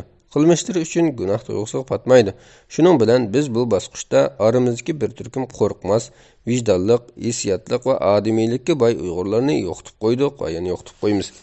B. Voz kechish. Uyg'urlarning hozirgi zamon ahvolidan olganda bu turdiklar orqaga chekinmaydi, oldiga mangmaydi. Faqat yo'qolib ketadi. Yo'qolib ketadi deganimiz ular amal bir tragediyalik voqelikni eslatadigan so'z, rasm, programma, kampaniya, namoyish va aslimlarning har qandaqidan o'zini tortadi. Bu holatda o'z navbatida psixik asoratning alomatlari bo'lishi mumkin. Shunga bu yerdagi o'zini elib qochish ikki xil shaklda keladi. Biri mo'tadil yoki og'ir asorat sababli o'zini elib qochish. Yana biri asorat sababidan emas, balki o'zini psixik jihatdan asrash, shaxsiyatchilikni o'z ichiga oladi. Sabablik angliq holda o'zini elib qochish. Bu haqda keyin texnik ilgilab to'xtalamiz. Ularning ba'zilari qayg'usini hech kimga demay, ichida saqlaydi va asta-asta bartaraf qilmoqchi bo'ladi. Yana ba'zilari bu haqda hech nima o'ylamaslikka tirishadi, qiynaladi va o'zi bilan bo'ladigan hayot shaklini tanlab yashaydi. Ularning yana ba'zilari bir mahallik ichki to'qinishdan keyin butunlay tushkunlashib ketishi yoki o'zini qaytadan kuchlantirib, elishqushlarning sabiq qetilishi mumkin. C. Elishqushlar. Bular chet eldagi Uyg'urlarning ichidagi eng jangovar guruhdir. Ular har soatdan, har yerdan, har yoshdan va har tashkilotdandir. Ularning vujudidan biz Xitoy hokimiyati qator texi o'chmagan va aldirab o'chmaydigan g'azab nafratni, ko'nglida texi oxirlashmagan va ehtimol hargiz oxirlashmaydigan kelishishni va Uyg'urlarning qutulishdagi yanmas irodani ko'ra olamiz. Ularning ba'zilari garchi tuqqanlarni qayg'ursimi, atrofdagilarning nomussizligi va jon baxtligidan ro'y tushsimi, dunyoning nomardligini ichi o'rtalsimi, yanala orqaga chekinmay har vaqt bedel to'laydi. Yana ba'zilari qo'rqimsizlik bilan Xitoy hokimiyatining keng ma'nidan butkul Uyg'urlar qilgan qatlam jinoyatini so'ksa, tor ma'nidan o'zining qadrdonlarining izdirkini qiladi. Yana ba'zilari qo'lidan kelishicha sijil, unumlik va tillarda taslim bo'lg'idek yakka qarshilik harakatlarini qiladi. Ular Uyg'urlarning Xitoy hokimiyati vayron qilmoqchi bo'lgan g'ururining vayron bo'lmaganligini va bo'lmaydiganligini bildirgichlardir. Ularning bir qismi mushu qahramonligi bilan oxiri beshga kelganlarni qabul qiladi, ammo uning hisobini tiniqi bo'lsa elish uchun harakat qiladi. Yana ba'zilari haddidan ziyoda kuchayish va ruhiy qiynoqqa o'zini oldirib qo'yib, tushkunlikka ketishi mumkin. Shunga ularning holidan xabar olish chet eldagi Uyg'ur jamoatining muhim vazifalarining biridir. Ularmi ham o'zining psixik sog'lig'iga diqqat qilishi va o'zini asrash kerak. D. Normallashtirish. Bu yerda men normallashtirish haqida bir qadar kengroq to'xtalaman. Chunki bu hozir yuz berayotgan va uning ta'sir kelgusida texnik kuchli ko'rilishi mumkin bir psixik va ijtimoiy hodisidir. Normallashtirish odatda ilgari benormal deb qaralgan ideyalar va harakatlarning barbara bir yurish, ijtimoiy o'zgarishlar, besimlar va kontrolliklar davomida normal deb qaralishi va xuddi shundoq bo'lishi kerakdek qabul qilinib, kundalik turmushda qo'llanilishini ko'rsatadi. Ma'lum ideologiyalik qarash yoki qilmishning normalsizlikdan normallikqa aylanishiga turtki bo'ladigan omillar intayin nurg'un. Vaqtning o'tishi bilan barliqqa keladigan ijtimoiy, siyosiy taraqqiyotlar va islohotlar shundaqla insonlarning o'zini va o'zining sharoitini tushunishining cho'nqirlishi va ilgirilishi, shundaqla ijtimoiy adolat tushunchasining bir-biri avj olishi qatorliqlar. Uning ustiga insonning psixikasidan olganda ma'lum bir ish, ideya yoki tashviqot takrorlanavergandan keyin kishilarda uningga qarata angsiz holda ko'nib qolish hodisi ko'riladi. Uning dastlabki yotligi va benormalligi barbara yo'qolib, kishilar tomonidan tabiiy qabul qilinadi. Masalan, ayni vaqtdagi natsist tashviqot kalla kesari Joseph Goebbelsning mundaq bir mashhur so'zi bor. Agar sen bir yolg'onni qancha cho'ng va to'xtamay qilsang, kishilar oxiri uningga ishonishga boshlaydi. Bu so'z bizga normallashtirish haqida bir necha muhim nuqtani bildirdi. Biri, ba'zida normallashtirilmoqchi bo'lganning to'g'ri, haqiqiy va aqlga muvofiq bo'lishi shart emas. Ammo u cho'qim bakli cho'ng tasavvurdan olqigan va g'alati bo'lishi kerak. Hamda qayta takrorlanishi, kallani narkoz qilishi, tanqidiy sezimchanlikni yo'qotish kerak. Немishqa u qancha g'alati bo'lsa, haq uni aqliga sig'dirishga ko'p urinib baqildi. Hatto 10 qitim rad qilib baqidi u 11-si kelganda uni davomli rad qilishdan zerikib to'xtab qolishi mumkin. Shunga eng bema'ni gap ba'zida eng bozorliq va hatto eng ishonchli satchilik yoki suiqasd nazariy ustida tarqalishi va nurg'un odam uningga ishonishi mumkin. Uning ustiga ba'zilar o'zi o'tkazayotgan xatoni va hatto jinoyatni odamning aqliga siqqisiz darajada bema'ni qilib o'tish orqali uning aql tarafidan keskin va rad qilinishining oldini oladi. Natijada kishilar uni shundoq mumkin deb qoladi. Masalan, Xitoyning qo'shmoq tuqqandirishlik siyosati dastlabda chiqqanda kishilar uningga ishonmagan, ammo Xitoylar odam ishongisi kelmaydigan mushu siyosati va amaliyati orqali Uyg'urlarning oila qilmish qimmatlarini vayron qildi. Bir qism Uyg'urlar bo'lsa, menmi shundan ichida chet elda buni boshqalarga so'zlab qancha so'zlab tushuntirilmadi. Uyg'ur tragediyasidagi eng bema'ni bir nuqta shuki, Xitoy qatl-am lagerlarini dunyoga Uyg'urlarning ishga urilishiga va bu vaqtda hunar o'rganishiga yordam beradigan qayta tarbiyalanish markazlari deb tushuntiryapti. Buningdagi bema'nilik shuki, odam o'ldiradigan qushxona tarbiyalash markazi sifatida to'ntiryapti. Xuddi Uyg'urlar o'ldirilish uchun tarbiya olish kerakdek. Qotil bo'lsa shafqat sifatida o'zini tushuntiryapti. Bu yerdagi muhim nuqta bu nuqtai nazarlarning qanchalik yolg'on, aldashchan va odamning aqli yetmasligida emas, balki Xitoylarning qanday qilib mana shunday bema'niliklarning orqasiga inson aqli yetmas jinoyatlarni yoshira olishdir. Bu xildagi bema'niliklar odamda qaymoqish keltirib chiqardi. Bu qaymoqishda odam yolg'onni anglayversa, ba'zi zerikish his qiladi va uni aqliy jihatdan texnik ilgirlab tanqidiy nuqtadan bog'lab beqishdan voz kechadi. Bema'nilikdagi qo'rqinchli takrorlanish va hech qanday gunoh tuyg'usiz uni to'g'ri ko'rsatishga urinish odamning aqlini qabul qilish va mushu qabul qilish darsidan olqib ketadi. Shuning bilan ba'zilar yoqasini tutgan peti turib qoladi, yana ba'zilari uningga ishonib qoladi. Yana biri inson kallasi haddidan ziyoda bema'ni bir hikoyani qayta anglayversa, uning alternativ shakllarini qiyos qilishga ulgurmay qoladi. Ko'p hollarda qarish taraf oldin olib bekitib olgan uqum chambarki ichida tafakkur qilishga o'zi bilib bilmay majbur bo'ladi. Masalan, Uyg'ur qatlamini Xitoy hukumatı boshdan oxir terrorizmga qarshi turish va o'zini qo'g'day deb tushuntiryapti.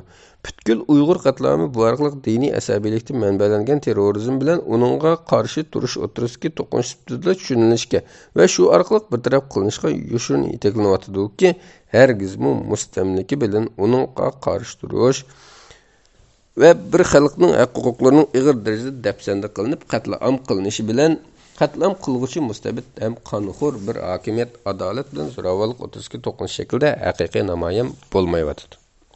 Natijada Uyg'urlarla emas, balki boshqalarmi bu qatl-amni Xitoy oldin ola tayyorlab bergan hukm chambarki, Apsun chambarki ichida tushunadi. Yoki aksidan qarasak, ba'zi Uyg'urlar Xitoyning qarshi turayotgani faqat dinimiz bo'lgandan keyin buningda texnik ching turishimiz kerakkan deb butun qutulishni diniy qutuldirishga va diniy jihatdan qutulishga bog'lab oldi. Hatto o'zi bilib bilmay diniy jihatdan texmi qattiq qilishga, oshqo'llashga boshlaydi. Buning bilan mundaq yomon davraylish kelib chiqadi. Xitoy Uyg'urlarni terrorizmga bog'lagan sari Uyg'urlarni islom dinining milliy qutulishning birdan-bir yo'li va kurash nishoni qiladi. Bir millatning mustamlikadan qutulishidagi boshqa muhim va halqiliq sohalardan nazardan sirtda qoldi. Siyosiy huquq, kultural qadriyatlarni turdirish va saqlash, demokratik yo'l bilan Xitoy besib olgan Sharqiy Turkistonning ozodlik uchun tirishish, xalqaro qonunlardan foydalanish orqali Xitoy hokimiyatining jazolatish qatorliqlar, shuning bilan Xitoyning Uyg'urlarga qaratayotgan qatl-ami tor doirada tushunilish kerak chiqadi. Tushunilish kelib chiqadi. Bundaq tor doiralik tushunish oxirida chet eldagi Uyg'ur qarshiligining yo'llarini barg'ansir taraytib birlik kechikka kirgizadi. Bu ma'lum ma'nidan ba'zi Uyg'urlarning bu qatlamni normallashtirish jarayoni sifatida tugallanadi. Oldi bilan Uyg'urlarning bu qatlamni qanday normallashtirib olayotganligini haqida qisqacha to'xtalaylik. 2018-yil 5-oyda Sharqiy Turkistondagi nihoyat ko'lamlashgan, sistemlashgan va inson qalbidan chiqqan lagerlar haqidagi qo'rqinchli xabarlar isbotli tarqalganda butun dunyoning har qaysi joylaridagi Uyg'urlar tavrab ketgan edi. Ammo vaqt o'tgan sari ularning ba'zilari bu topdan asta-asta ayrilib, o'zining g'avg'osiz shaxsiy turmushiga qaytdi. Bu xil hodisning sabablari nurg'un. Tushunishimizcha, muhim sabablar to'vandikicha. Biri, ularning bir qismida shaxsiyatchilik bir eg'ir bo'lib, faqat o'zini o'ynaydi. Bu butun millatning beshiga kelgan o'rtoq kulfat. Agar butun millat qutulmasa, uning ota-onasi haqiqiy qutulgan bo'lmaydi degan bu halqliq nuqtani ya tushunmaydi, ya xubsallik qilib tushunmagan bo'lib oladi. Natijada Uyg'urlarning umumiy erkinligini qo'lga keltirish uchun haqiqiy bedel to'lashni xohlamaydi. Yana biri, ularning yuragi Xitoyning necha 10 yillik qo'rqitib boshqarish tizimidan ezilib ketgan. Ular bananni yeb, ig'ir bedel to'lab qolishdan qo'rqadi. Ular ham yana shu o'xshash tizimni texim qo'rqimsiz yetishganlardan farqlanadi. Ularning qo'rqinchini yoshirin qo'llayotgan omil yanada ularning yuqorida aytgan shaxsiyatchiligidir. Shunisini hayron qolarlik emaski, hatto chet eldimi ular Xitoylarning yoshirin vayraqdan vaslik kontrol qilish ostida bechoralarcha yashaydi. Yana ba'zilarda bu ishni endi o'ngishil bo'lmaydi deydigan umidsizlik bor. Yana ba'zilarda Xitoyning qilganlarini to'g'ri deb qarashdak benormal psixikami yetilgan. Bu omillarning ko'p qismi ulardagi qo'g'dinish mexanizmi bo'lib, ularni ilgirlagan holda qatlamning ta'siridan kelib chiqqan tushkunlikning ang'iga tushib ketishidan saqlaydi. Nimaliki bo'lmasin, ularning barabara Uyg'ur qatlami uchun bir ish qilishdan bosh tortishi va vatandagi Uyg'urlarning holi bilan kori bo'lmasligi Uyg'ur mavjudligining patologiyalik masalasining biridir. Chunki bundaq normallashtirish texim ko'payadi, ham kelgusida texim ko'payadi. Bu chet eldagi Uyg'ur qarshiligiga og'ir ta'sir ko'rsatib qolmay, yana qarshilik ko'rsatishni davomlashtirayotganlarga sezilarlik besim tushirib, ularni bundaqlardan ichindirdi, g'azablantirdi, nafratlantirdi. Texim yamini o'zi qilayotgan qarshilikning ahamiyatidan gumonlantirdi. Bir millatni qirg'inchilikdan aman eson chiqarishi uchun turtkilik rol o'ynaydigan, o'zini suyish va o'ziga ishonish hissi mana shundaq siyosiy, ijtimoiy va psixik bo'linishlar dastidan og'ir xirsga duch keladi. Bu xil normallashtirishda hozirgi qo'rqinchlik va favqulodda qatlamning ta'siri barbara ojizlaydi va hatto yo'qaydi. Ba'zilarning idrokida Uyg'urlarning o'limi xuddi kinolardagi voqealardek bilinadi. Ularning kallasiga lagerdagi va turmlardagi millionlagan Uyg'ur faqat bir istatistikadakla, hatto uningdan battar va asli qoldirishga qashlik qilgan uzun va so'ralmas sonlardakla bilinadi. O'z qarindoshlarining hayoti uni sanaydigan sondanmi qadrsizlashadi. Bu orqali ular o'zining qarindoshlarini emas, balki o'zidagi eng aqlli insoniy tuyg'udanmi yatlashidi. Qalbida hissiyotsiz, g'urursiz va sezimsiz bir jismga aylanadi. Yana bir qism Uyg'urlar o'zini qatlamning ta'siriga uchratmaslik uchun u to'g'risidagi har qanday ishqa va gapga aralashmaydi. Ularga hatto Uyg'urlarning qilayotganligi haqidagi xabarlar xuddi xalqning xabarlaridagidekla bilinishga boshlaydi. Ularga bular ta'sir qilmaydi. Oxirida ular hammani qabul qiladi va shundan keyin qatlamdan yo'qolib ketadi. Yana biri Xitoylarning qatlamga borgan siri xuddi normal ishdak muomala qilishidir. Buning sababi shuki, Xitoy tarixida keng ko'lamli qirg'inchilik intayin ko'p yuz bergan. Ularda buning qarta tarixiy bir sezimsizlik bor. Shunga Lushin o'zining savdoyi xotirasida Xitoyning 5000 yillik tarixini psixik kasallik doktorxonasiga o'xshatdi. Uningda Konzining shafqatlik va sadoqatmandlik bo'lishdan iborat soxta axloqining ostida odamning qalbini shirkindiradigan kollektiv ruhiy go'zallik realligi bor. Odamni yeyishdak kannibalizm bor. Yani bir kannibalizm, odam yeyishchilik.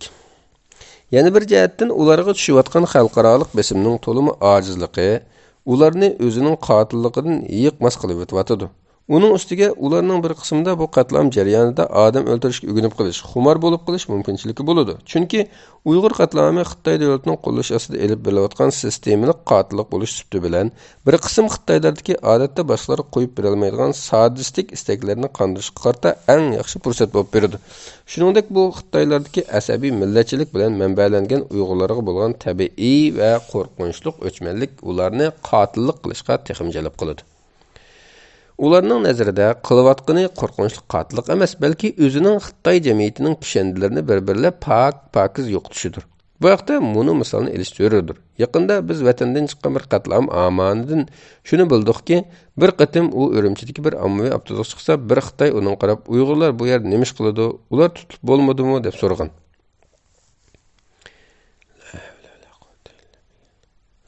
Buningdan shuni ko'rishga bo'ladiki, Xitoylar uchun Uyg'urlarning ko'chada ilgirgidek normal yurishi hozir benormallikqa aylandi. Ular uchun Uyg'urlarning ko'chada yurishi aqlga sig'maydigan bir ishdir. Ular uchun Uyg'urlar ko'chaga chiqarilmasdan aksiyat to'liqi bilan tutilib, qorong'u va shurkunarlik lagerda o'ldirilishi kerak. Demak, Uyg'urlarning hammasining tutilib ketishi, ularning Sharqiy Turkistondan izdireksiz yo'qolishila ular uchun yangi normallashtirishdir. Bu vaqadan shuni ko'rishga bo'ladiki, Xitoy hokimiyati emas, balki odatdagi Xitoy xalqimi Uyg'ur qatlamini oshkora va yoshirin qo'llash tarafdorlaridir.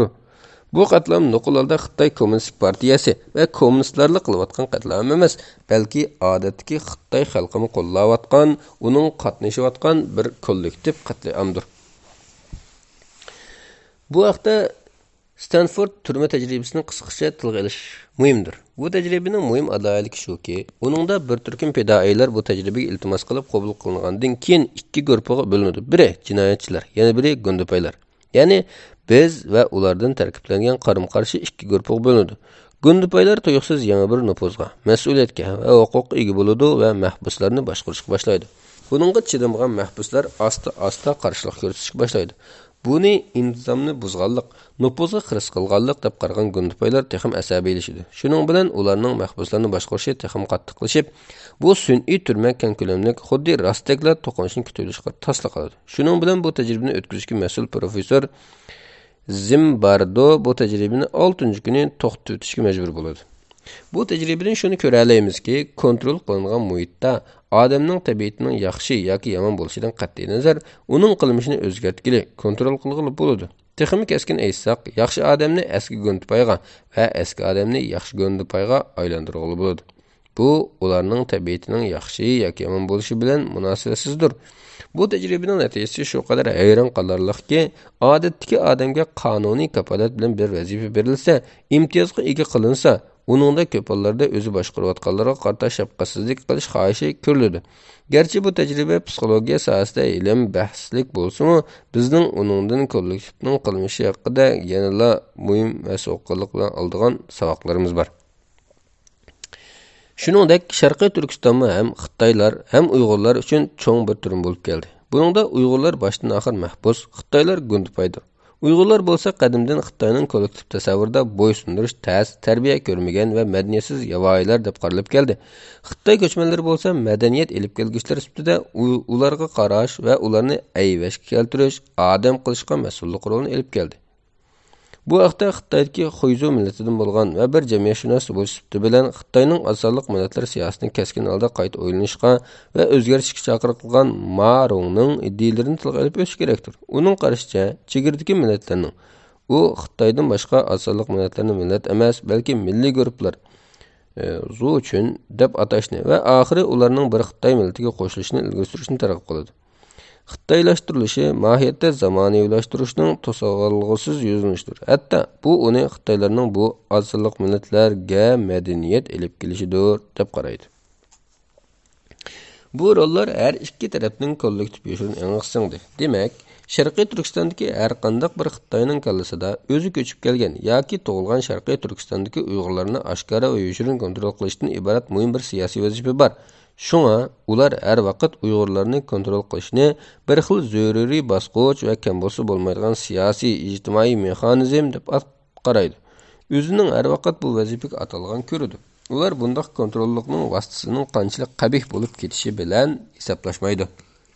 Chunki ularning kallasida ular bo'ysundirmoqchi bo'lgan yerli xalq yavoyilar deb qaralib kelingachga, ularni ularga loyiq kelgan yavoyi usullar bilan bo'ysundirish aqlga muvofiqdir.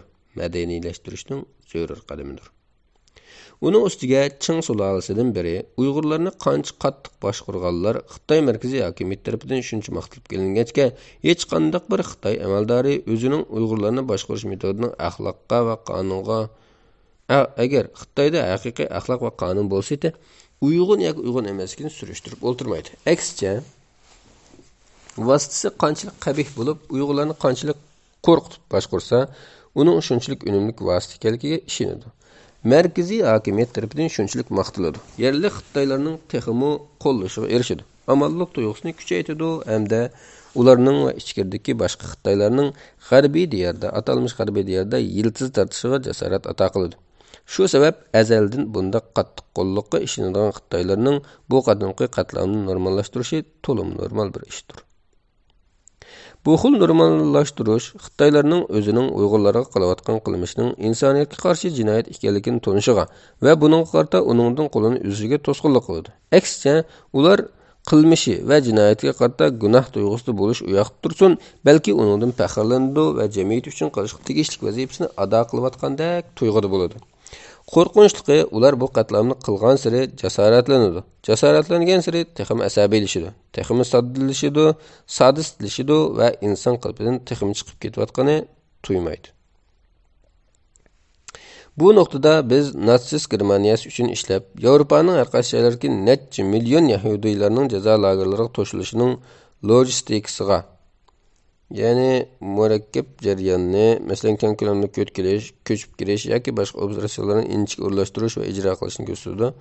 Logistikasiga mas'ul bo'lgan Adolf Eichmann haqida qisqacha to'xtalib o'taylik. Ikkinchi Dünya urushi oxirlashdan burun Eichmann bir qancha yuqori darajali natsist amaldorlar bilan Latin Amerikasiga, ya'ni Argentinaga qochdi. Ikkinchi Dünya urushidan keyin qochib ketgan German urush jinoyatchilarini tekshirish xodimlari uning Argentinada ekanligidan xabar topgandan keyin Isroiliya istixborot organidan birlashib, uni 1960-yili maxfiy holda Isroiliyaga olib elib keldi va 1961-yili Yerusalimda uningga Yahudi qatlamiga mas'ul odam sifatida sud ochdi. İkinci Dünya urushi vaqtida Eichmann o'zining xizmati haqida mundaq degan edi: "Men o'zimning ulug' kulkunlarimizga singib ketaman. Chunki men uchun 5 million insonning mening vijdonimga havola qilinishi favqulodda qanoatlanishning manbasidir. U bu jarayonda o'z xizmatini bajonidillik bilan qiladi va mazkur hukumatdagi yuqori darajali soqchi boshlig'i Heinrich Müller tarafidan agar bizda Eichmanndek odamdan yana 50 bo'lsa, bu urush cho'qim g'alib qozongan bo'ladi degandek maqtashga sazovor bo'ladi." Ayni vaqtdagi Yerusalimdagi Eichmann sudi dunyoning jiddiy diqqatini qo'zg'aydi. Sudda Eichmann o'zini aqlab, o'zining faqat cho'ng bir mashinadagi bir vint ekanligini, ya'ni xizmatini ishlashda faqat yuqorining buyrug'ini ijro qilgan bir byurokrat ekanligini qayta ta'kidlaydi. Ammo u sudning oxirida o'zining yahudiylarni jazo lagerlariga to'shishga mas'ul bo'lganligini, ammo uningdan keyingi ishlarga mas'ul bo'lmaydiganligini aytdi. Hamda so'zini bunday oxirlashtirdi: "Xizmatimda qalbim yenik va shodmon edi, chunki qarorlar mening emas edi. Yig'ib aytganda, men cho'qim o'zimning hech kimga pushaymon qilmaydiganligimni aytishim kerak." Eichmann sotiga boshdan oxir qatnashgan mashhur Yahudi siyosiy faylasuf Hannah Arendt keyin o'zining bu sot haqida yozgan Eichmann Yerusalimda razillikning odatdikiligi haqidagi doklad degan asarida mundaq yozadi: "Bu xuddi oxirgi minutlarda u, ya'ni Eichmann insonning razilligi haqidagi uzoq sot jarayonida bizga mundaq bir saboqni o'rgatdi. Razillikning qo'rqinchli so'zga va o'yga o'kti chiqadigan odatdikilikligi. Shuning bilan razillikning odatdikilikligi degan bu atalg'u g'arb ijtimoiy fan sohasiga tezlikda o'nlashga boshladi. Bu atalg'u shuni ifodaladiki, razil harakatlarning razil kishilar tomonidan qilinishi notayin. Aksicha, u byurokratlarning buyruqlarga burishliq bo'ysunishining mahsulidir. Bu buyruqlar ularning tanqidiy o'ylash va qaror qilish iqtidoridan mahrum qoldirdi." Arnedtning bu qarashi yanada qoyilqarlik emasdir, chunki u Holocaustdek qo'rqinchli bir qatlamning butun mas'uliyatini yuqoridagilarga, ularning buyruqlariga va buyruqni majburiy ijro qiladigan byurokratik sistemaga dengab qo'ydi. Agar shundoq bo'lsa, tovandagilarning hech qaysisi, ya'ni Eichmann kabilar o'zining qilmishlariga mas'ul bo'lmaydi va bo'lmasligi kerak.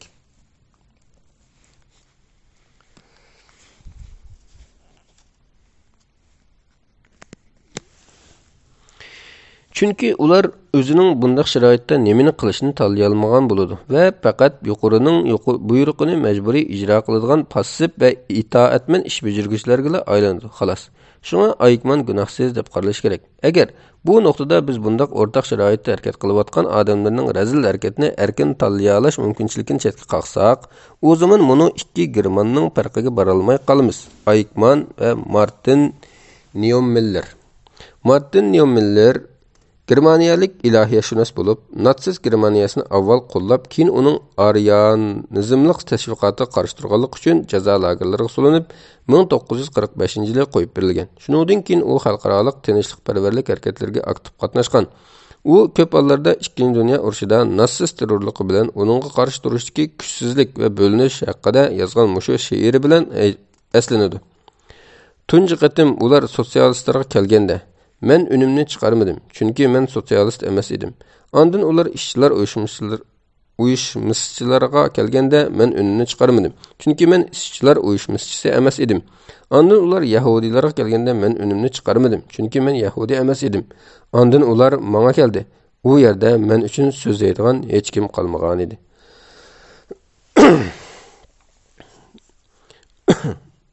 Uyg'urlarni diqqat qilish kerak. Agar Chin Chuango bir kunlari xalqaro sudda Uyg'ur qatlamini ijro qilishdagi jinoyati uchun ayblansa, umu xuddi Aykmandek faqat Shi Jinpingning buyrug'ini ado qilganligini takrorlab turilish orqali mas'uliyatdan qochishga urinish mumkinmi? Ehtimol. Ammo uning Uyg'ur qatlamini qaror qilgan va ijro qilayotgan kommunist amaldorlarining to'pida bo'lishi uning jinoiy mas'uliyatining ozligi yo'qligini bildirmaydi. Aksicha, u yanada o'zining Uyg'ur qatlamidagi halqiliq ijro qilguvchilik mas'uliyatidan qochib qutulmaydi. Chunki uningda bu qatlamni ijro qilishda erkin tanlash mumkinchiligi bo'lgan ham bor. Qatlam mezgilida bir to'pda harakat qilish shaxsni o'zini nomsizdek ko'rinmaydigandek xomxayolga yetaklaydi. Shuningdimi, bu shaxs yanada o'zining mas'uliyatidan qochib qutulmaydi. Chunki to'p ichida harakat qilishda, bo'libmi kollektiv zo'ravonlikda shunday bir paradoks borki, odam kollektiv ichida qancha harakat qilgan sari o'zining eng shaxsiy, eng yoshirin va eng teran instinktlarini eng to'liq bilan o'ttirib chiqardi. Odam u vaqtda texmi to'pliqlashib, kollektivda yo'qolib ketmasdan aksiyat texmi shaxsiylashib, o'zini texmi namoyon qiladi. Mushu jarayonda u o'zini eng erkin bir shaklda ifodalaydi. Shunlashqa, kollektiv harakatga qanchalik darajada qatnashishidan qat'iy nazar, u yanada o'zining shaxsiyatidan ham shaxsiy mas'uliyatidan qochib qutulmaydi. Yuqorida ko'rib o'tganimizdek, kollektiv harakat bizni shundoq bir xomxayol bilan ta'minlaydiki, hamma odam tarafidan tangla o'rtaq qilinayotgan harakat oxirida hech kim tarafidan qilinmayotgan harakatdek bilinadi. Chunki u yerda biror shaxs yo'q, balki bir abstrakt kollektivli bo'ladi. Mana shu xomxayol ko'p hollarda shu topdagi shaxslarning mas'uliyatining yo'qligidek xato siznib keltirib chiqaradi. Ammo shundoq kollektiv harakatning borliqqa kelishi oldi bilan uning qatnashgan shaxslarning uning qatnashishi haqida ayrim qilgan shaxsiy qarorlarining mas'ulidir. Shunga ular qaror qilishda erkin bo'lgan ekan, cho'qim o'z qilmishiga mas'ul bo'lish kerak. Shundoq bo'lg'achqa Uyg'ur qatlamiga zodi kim mas'ul bo'lish kerak? Shi Jinpingmi, XKPmi yoki Uyg'urlarning qatl qilinishiga bevosita munosabatliklarmi? Shaxsiy mas'uliyat nuqtasidan Uyg'ur qatlamiga qaror bergan, uni ijro qilgan va uni qo'llagan har qanday bir shaxs mas'ul bo'ladi. Shundimi, adaqqa mas'uliyat yana Shi Jinpingning ustida. Chunki uning buyruqsiz va ustida nazorat qilishsiz bundaq bir keng ko'lamli qatlamning yuz berishi mumkin emasdir.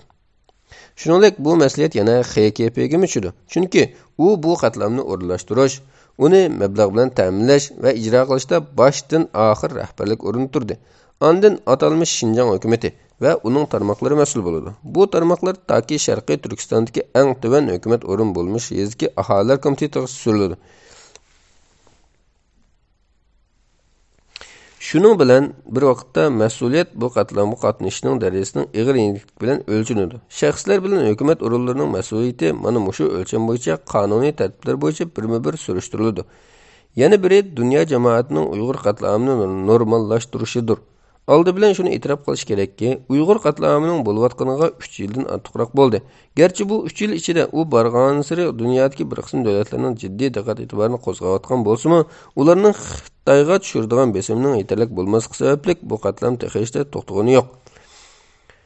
Dunyo tarixidan qarasak, hech qanday bir qatlam diplomatik yo'l bilan to'xtab qolmagan. Balki xalqaroning harbiy aralashishi, ichki urush yoki yer shariviy embargoda jazolash bilan to'xtatilgan. Shunga Uyg'ur qatlamining hal bo'lishi bakli murakkab jarayonni talab qiladi. Chunki bu qatlamni qilayotgani dunyoni iqtisodiy kuch bilan kontrol qilayotgan Xitoy kommunist davlatidir.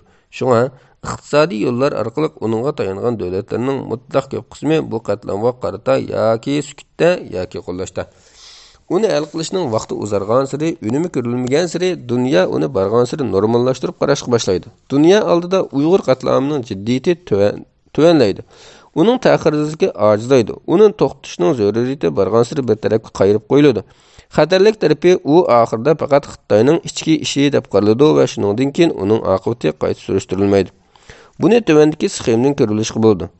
Dunyoning Uyg'ur qatlamini normallashtirilishi, Xitoylarning Uyg'ur qatlamini normallashtirilishi, Uyg'urlarning Uyg'ur qatlamini normallashtirilishi bir nuqtada kesishib, kichik bir olg'a chiqib qoladi. Bu üç normallaştırış jarayonining üstümüz tushishi eng oxirida Uyg'urlarning qatlamida haqiqatning, adolatning izdelmasdan, balki uning o'lgini o'lgan, yo'qolgani yo'qolgan va vayron bo'lgan tariqada oxirlashidek xatarlik bir oqibatdan signal beradi. 5-si qabul qilish. Bu oxirgi bosqich. Taraqqiyot nuqtasidan, ammo hissiyot nuqtasidan emas. Chunki ba'zi kishilar bu bosqichda uzoq turolmay orqaga yenib, ilgirki bosqichlarga qaytib ketishi va hatto ikkinchi bu bosqichga qaytib kelmasligi mumkin. Bu bosqich hargizmi andishalarimizning butunlay tukkanligini, ochiq reallikni to'liq qabul qilib bo'lganligimizni bildirmaydi. Ammo bu bosqichda bizning kayfiyatimizda zo'r yaxshilanish bo'ladi.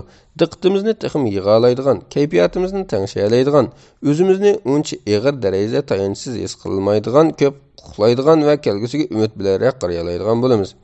Bu jarayonda yanada yo'qotishga bo'lgan qiyolmaslikni tajribamizdan turib qayta o'tkazishimiz mumkin. Texim muhimi odam o'zining hissiyotlarini texim anqirishi, shundaqla passiv va zaharli kayfiyatlarga qarata angliq va bir taraf qilishga tutunishi mumkin. Buning qarata, masalan, o'zi yaxshi ko'radigan ishlarni va umidga yetaklaydigan xayollarni qilish va uningga amaliy tirishish qatorliqlar bek muhim. Gerçi yana o'tmishning ochiq aslimlari bizni tuyuqsiz ziyorat qilib, nihoyat ta'sir o'rnatayotgan ma'naviy tangpunligimizni buzib o'tsimi, biz yana bir xil to'lib toshgan umidvorlik bilan uni qaytadan qurib chiqishga tirishamiz. Uning ustiga bu mezgilda biz o'zimizga bekinishdan, boshqalardan qochib yashashdan to'xtab, ijtimoiy aloqaga qaytadan kirishimiz va uning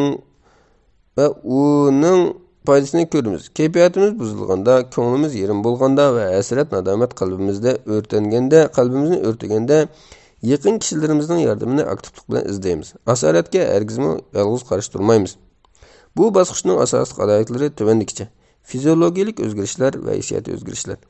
Angliq qilmishlar o'zini yaxshi his qilish, reallikqa uni aslisi bo'yicha aralashish, jasoratli bo'lish, shu momentda hozir bo'lish, o'zini asrash, hissiyot jihatdagi ojizlikni e'tirof qilish va uningga savrchan bo'lish, boshqalarning o'ylari, hissiyotlari va his-tuyg'ularini e'tirof qilish, belgilashchan, mudofiasiz va samimiy muomala bo'lish, faxrlanish, moslashchan, bartaraf qilishchan va inkoschan bo'lish, farosat.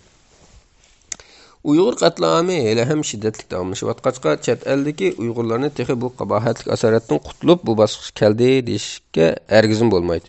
Ammo chet eldagi bir qism Uyg'urlarni yuqorida ko'rib o'tganimizdek normallashtirish va boshqa sabablarga ko'ra bu bosqich kelib bo'ldi deyishga bo'ladi. Ular uchun bu qatlamni normallashtirishning o'zi uni qabul qilganlikning alomatidir. Ular endi qayta bu qatlamning psixik ta'siriga ilgirgidek uchrab ketmaydi yoki faqat uchirmaydi. Buningdan keyin ularning ba'zilari hatto turkum-turkumlab Uyg'urlarning o'ldirilganligining videolarini ko'rsimi ko'zni mit qilib qo'ymasligi mumkin. Yana ba'zi Uyg'urlar bo'lsa, garchi bu qatlamni to'liq normallashtirib bo'lmagan bo'lsa-mu, yana ma'lum jihatdan uning bilan birga yashashning yo'llarini bildi. Ular ig'ir azob tortadi, ammo yana o'zining qanday kuchini biladi. Uyg'urlarning halok bo'lganligini e'tirof qiladi. Bu e'tirof qilish ularga yana ziyoda asar chekishning beyo'qligini bildirib turadi. Ammo ular ba'zida yana cho'nqur bir tushkunlikka petib qoladi. Yana o'zini kutadi. Ular mana mushundoq azob bilan uni qabul qilish o'ttirisida o'zining kelgusini qurib chiqish alakchiligida yuriydi. Yana bir qism Uyg'urlar bo'lsa, hali ham 3-chi yoki 4-chi bosqichda bu qatlamni qabul qila olmay, g'azab, numus, gunoh va tushkunlik ichida yuradi. Ularning g'azabi ularni har vaqt qisos elishga undab turadi. Ularning numusi ularning va'dasini qaynatadi. Zardisini qaynatadi. Bu guruhdagilar bu qatlamning adolatga elib berilishida muhim rol o'ynaydi. Ularning ba'zilari siyosiy aktivlar bo'lib, Xitoyga qarshi turishdagi avangard, ammo qalbi laqtiqqan bo'lgan g'ururliq va buyuk insonlardir. Shuning bilan bu qayg'urishninki 5 bosqichi o'qib bo'ldi. Biroz uzun ekan, ammo nihoyat muhim mazmun lakin shuni cho'qim vaqt chiqarib astoydil to'liq anglab chiqishinglarni umid qilaman. Assalomu alaykum va rahmatullohi va barakatuh.